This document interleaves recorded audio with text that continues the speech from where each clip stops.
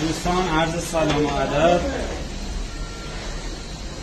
روش درست کردن و جوشوندن برنج رو بهتون آموزش میدم. در ابتدا اینکه حتما از کناره هایی که به این صورت داره قل میزنه برنج داخل کفگیرتون برمیدارید میارید بالا نگاه میکنید. برنج 7 بند روش قرار داره. از زمانی که شما دیدید این بندها شروع کرد به خط انداختن، اون زمان موقع برداشت برنج شما. پس باید خیلی دقت داشته باشید.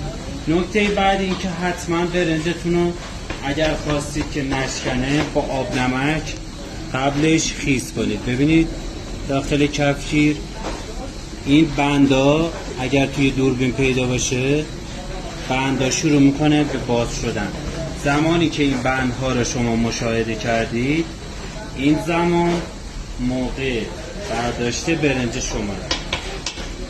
باید توجه داشته باشید اگر حجم برنج شما زیاد بود باید سریع برنجا برداشتش کنید از داخل آب.